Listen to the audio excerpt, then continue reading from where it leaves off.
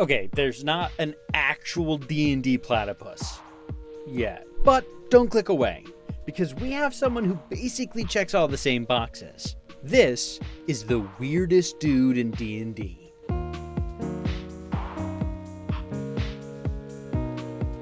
When your party first delved into Castle Ravenloft, you might have run into this guy, Cyrus Bellevue, and he cuts quite a figure, both in-game and in the book, where he's described as a lizard, panther, duck, man hybrid. He plays the part of the cowardly devotee to the Dark Lord Strahd, and an unwitting ally to the hags of Barovia. Cyrus will lead the party into traps and try to lure them into doom, until his life is at risk. Then he folds like cheap laundry. He carries an odd necklace with an eye at its center. Little does he know that that eye is just a spy for the Hag Morgantha. His roleplay recommendations set him up as an old man who loves jokes, so more than a few parties have ended up adopting him. He's basically the perfect candidate for party adoption. This makes it all the more surprising that he's tied to a huge subplot in the realm of Barovia. However, a lot of parties, and DMs, might have absolutely no idea where this guy came from or why he has the genetic makeup of a fast food chicken nugget. So let's take a dive into what Cyrus is and where he comes from. In the far past, across the realm of Barovia, the Bellevue family made their way to the Chapel of St. Markovia. This wasn't just any chapel. It was ministered by the Abbot, a mysterious figure that players and DMs might know as a Deva in disguise. This Deva made its way into the depths of Barovia to help the people there. Eventually, the Bellevues found themselves next in line for the Abbot services. The book paints a pretty clear picture here. The Bellevues are something out of a Barovian version of the Texas Chainsaw Massacre. A poorly adjusted and profoundly inbred family plagued by illness. The Abbot could have offered them healing with ease, but that's just not what the Bellevues wanted.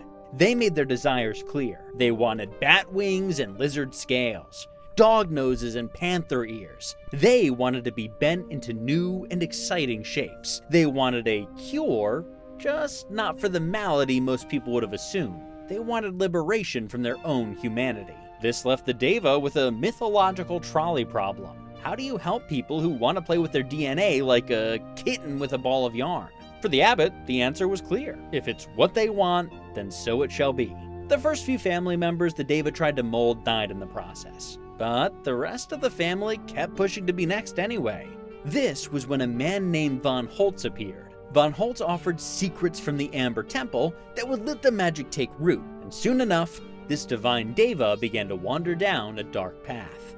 Little did the Abbot know that Von Holtz had secretly been Strahd all along. For Strahd, a Deva falling from grace because of his own clever plot was the greatest trophy of all. But the second greatest trophy was getting the survivors of the Bellevue family to be indentured servants for the rest of time. That brings us to the current state of the Bellevues. They're what D&D calls mongrel folk, amalgamated figures consisting of bits and pieces from a half-dozen species, with each generation growing stranger than the last. Side note, if you're enjoying the video so far, please subscribe to the channel. We're still super small, so every subscription makes a massive difference for us. So back to the topic at hand. The mongrel folk lineage passed down the Bellevue family, detaching more and more from their human roots. Then one day, Cyrus Bellevue finally entered the world. A mongrel folk man who's sworn to service in exchange for Strahd's great gift to his family. Manipulated at every turn and cowardly to the bones,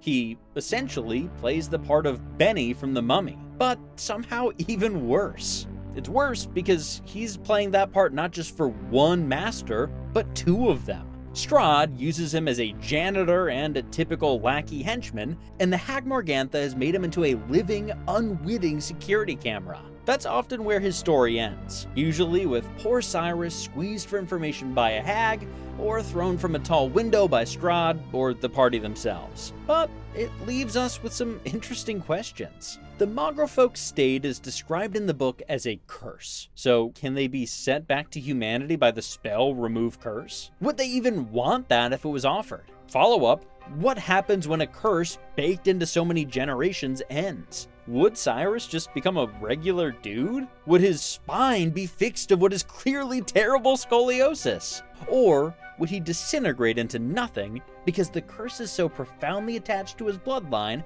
that you can't destroy one without destroying the other.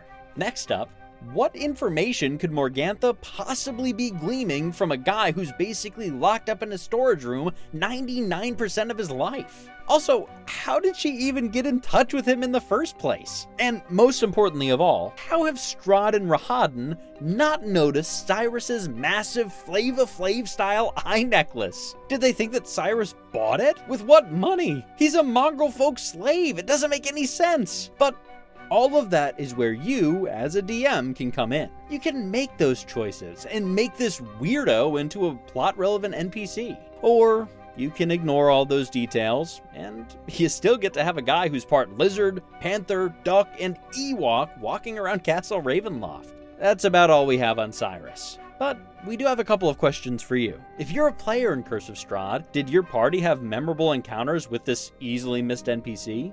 And if you're a DM, how would you use him in your own campaign? Thanks for watching. Subscribe and stay foolish.